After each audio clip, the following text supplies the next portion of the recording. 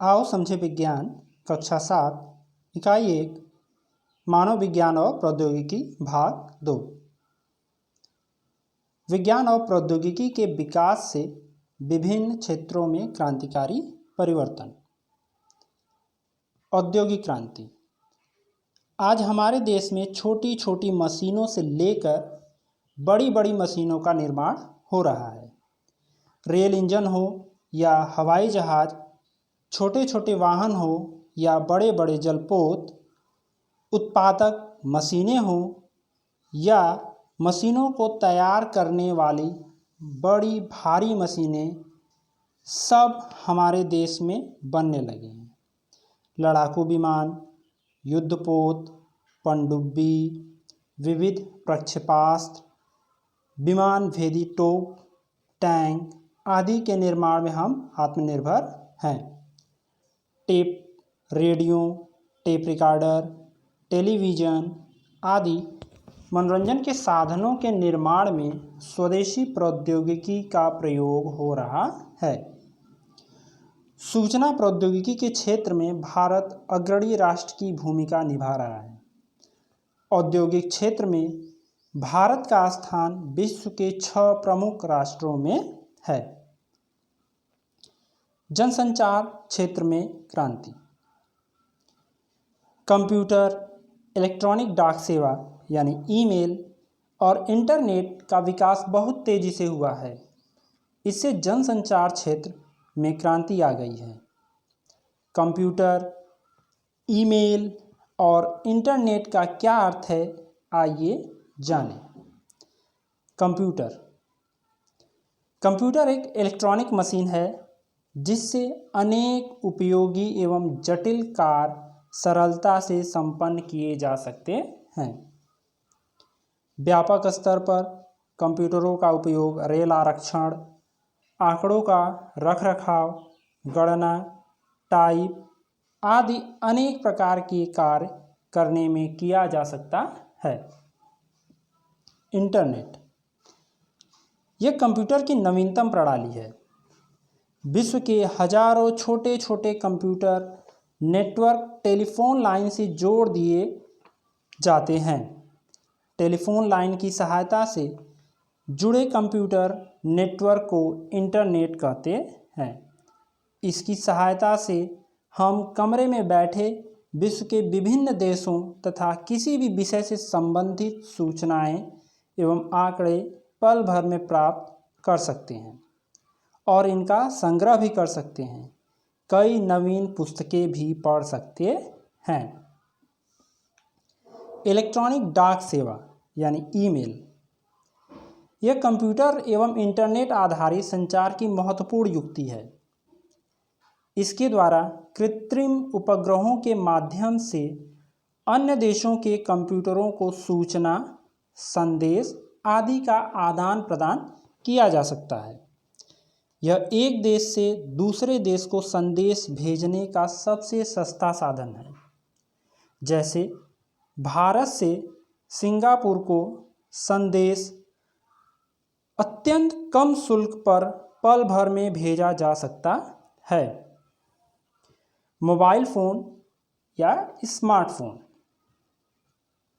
Mobile phone का जनसंचार के क्षेत्र में व्यापक योगदान है। यह एक इलेक्ट्रॉनिक उपकरण है।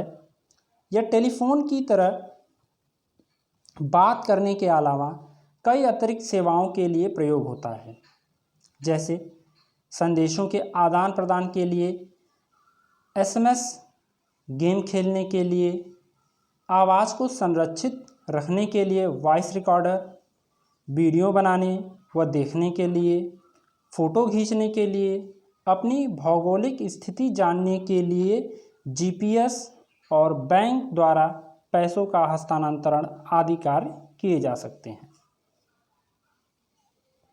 कृषि। जनसंख्या विस्फोट से भूमि पर दबाव बढ़ा है, जिसके कारण खाद्यान्न की समस्या मानव के लिए एक विशेष प्रकार की चुनौती के रूप में खड़ी हुई है। किंतु कृषि के क्षेत्र में वैज्ञानिक आविष्कारों जैसे ट्रैक्टर, अच्छे प्रकार के हल, ट्यूबवेल, कीटनाशक दवाओं, उन्नत कोटि के बीज, रासायनिक उर्वरकों आदि के प्रयोग से कृषि उपज में पर्याप्त वृद्धि हुई है। इसके फलस्वरूप हम अपनी बढ़ी हुई जनसंख्या को पर्याप्त मात्रा में खाद्यान्न उपलब्ध कराने के साथ साथ विदेशों को भी खाद्यान्न निर्यात करने में सफल हुए हैं। ईंधन, पेड़ की सूखी पत्तियां, गोबर से तैयार उपले, लकड़ी, कोयला और मिट्टी का तेल आदि बहुत पहले से ईंधन के प्रमुख स्रोत हैं। इनके प्रयोग में बहुत अधिक समय और श्रम लगता है। वर्तमान में पेट्रोल, डीजल, खाना पकाने की गैस यानी एलपीजी जैसे ईंधन का बड़े पैमाने पर उत्पादन हो रहा है। एक स्थान से दूसरे स्थान तक इनके आवागमन के उत्तम साधन उपलब्ध हैं। इनके प्रयोग से समय और श्रम दोनों की बचत हो रही है। फलस्वरूप ईंधन के क्षेत्र में क्रांति आ गई है। इसी प्रकार सोलर कुकर जैसे ऊर्जा दक्ष उपकरणों का प्रयोग व्यापक रूप से हो रहा है। चिकित्सा के क्षेत्र में भी बहुत तीव्र गति से विकास हुआ है। हैजा, मियादी बुखार आदि के सफल इलाज हेतु नई औषधियों की खोज हुई है और इनका पर्याप्त उत्पादन भी हो रहा है। चेचक, हैजा, काली खांसी, पोलियो, टीबी की रोकथाम हेतु उपयुक्त प्रतिरोधी टीकों का विकास हुआ है। अल्ट्रासाउंड, एक्सरे, एंडोस्कोपी आदि का शरीर के अंदरूनी भागों की जांच में प्रयोग हो रहा है। इनसे घातक बीमारियों की रोकथाम में तीव्र गति से सफलता मिली है। फलस्वरूप चिकित्सा के क्षेत्र में क्रांति आ गई है। राष्ट्रीय सुरक्षा एवं युद्ध, राष्ट्रीय सुरक्षा के क्षेत्र में हमारे देश ने बहुत तेजी से उन्नति की है। इससे एक नई क्रांति आ गई है। पृथ्वी, अग्नि, त्रिशूल जैसे मिसाइलों का निर्माण हमारे देश में हो चुका है। इनका सफल प्रक्षेपण भी हुआ है। मिसाइलों का प्रयोग दूसरे देशों द्वारा आक्रमण होने पर उनके युद्ध अस्त्रों को नष्ट करने में होता है। इनसे हमारे देश की प्रभावी ढंग से सुरक्षा होती है। युद्ध की स्थिति में रॉकेट द्वारा मिसाइलें छोड़ने की तकनीक में हमारे देश ने सफलता प्राप्त की है। भारत ने कृत्रिम उपग्रहों को विकसित करने तथा उन्हें पृथ्वी की कक्षा में स्थापित करने की प्रौद्योगिकी में महत्वपूर्ण सफलताएं प्राप्त की हैं।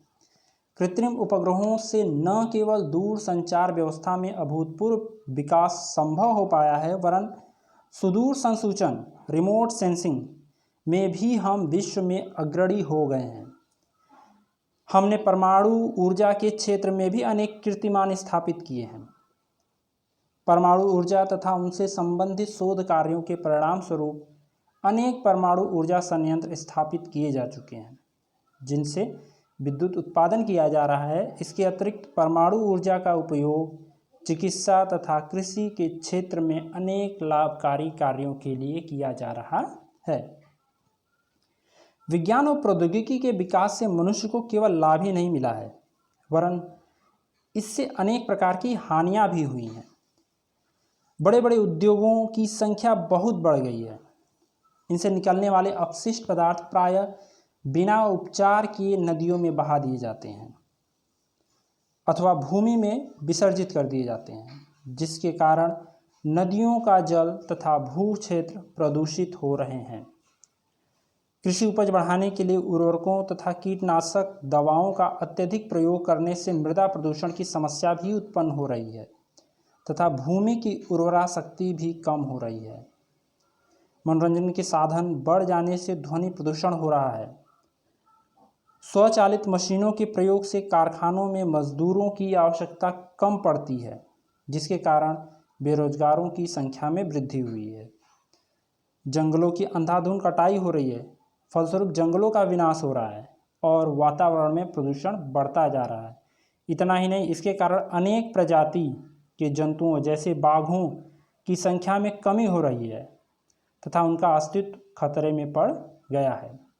विज्ञान तथा प्रौद्योगिकी से होने वाली हानियों से बचने के लिए हमें प्राकृतिक संसाधनों का समझदारी से दोहन करना होगा तथा नए आविष्कारों का उपयोग समाज की उन्नति के लिए करना होगा।